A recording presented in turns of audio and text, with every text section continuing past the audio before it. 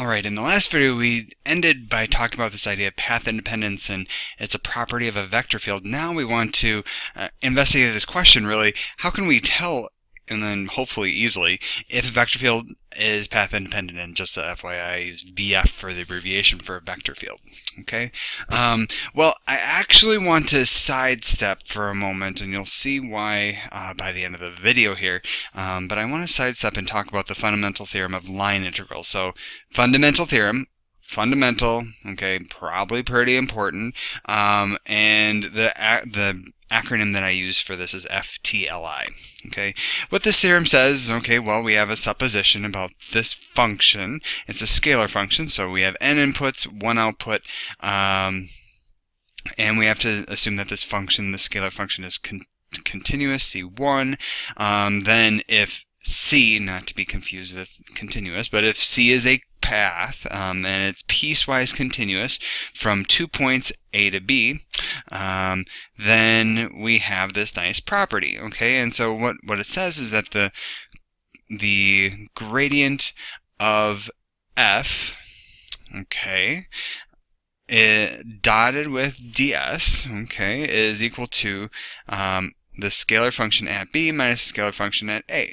Oh, well, my question is, does this look familiar? Well, when we think about integrals, right, if we just think about standard plain Jane, integral a to b of f of x dx from like Calc 1, right, didn't we say that this was like the antiderivative of f evaluated at b minus the antiderivative of f evaluated at a?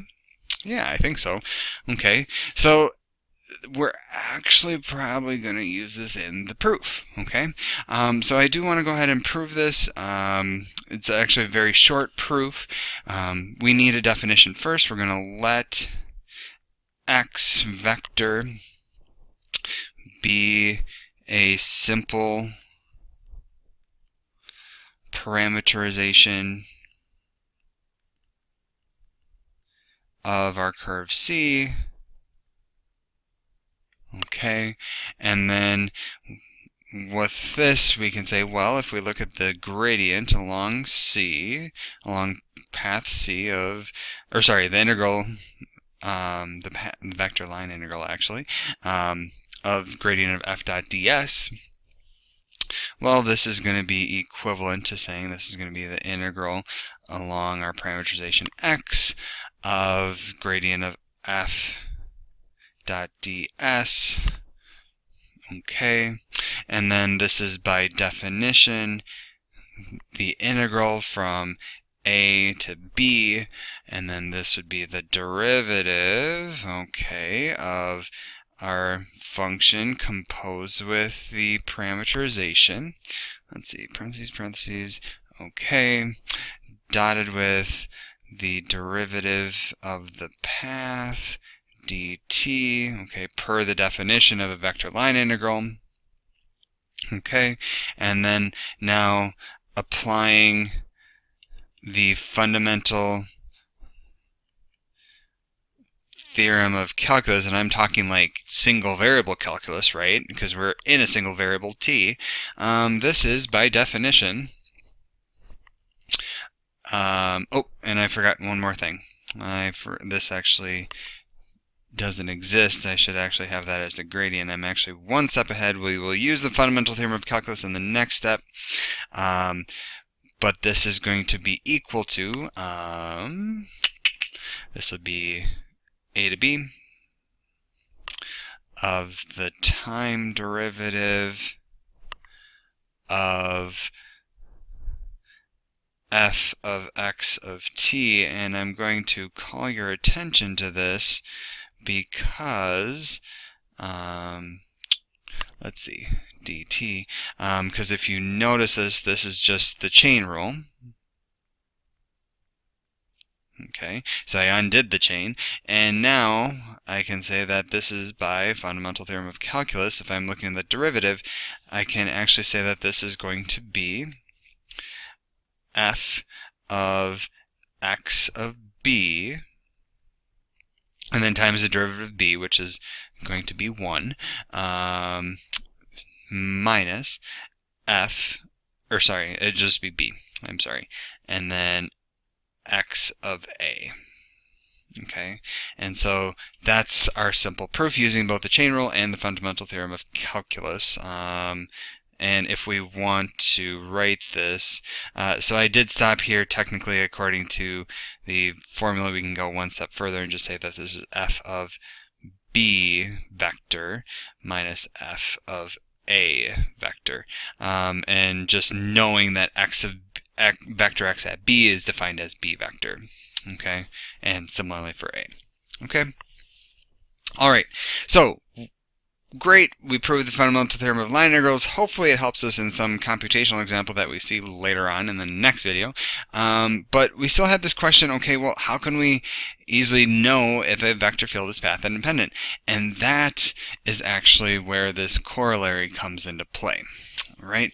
So if we have a vector field that is conservative. Okay, so just remembering what the definition of conservative is from last class, that was where we said that the vector field is equal to the gradient, oops, let me write that differently, the gradient of some scalar function. Okay, then we can actually say the path is independent. So conservative implies path independence. Okay. All right, and I want to go through a short proof here of this. So if we're going to say, okay, so we need conservative vector field. Okay, so that's our supposition. I need a few more definitions. I'm going to say let C and D be two curves. Starting, okay, and I'm just I'm going to abbreviate and kind of go quickly through this. So starting at A and ending at B. Okay. And then we know that since F is conservative, that implies that the vector field F is equal to the gradient of F. For some choice of f.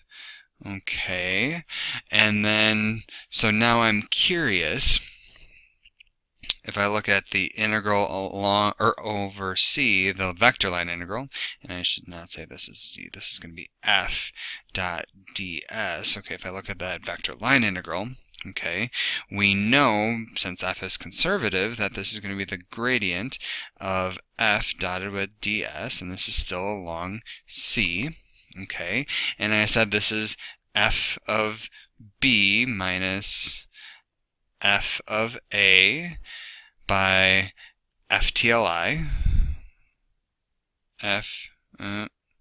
by Ftli, fundamental theorem of line integrals, okay, but, well, this is just going to be the integral over d of the gradient of f dot ds, so that would be the same thing. Oops, that has no vector over it, that's a scalar.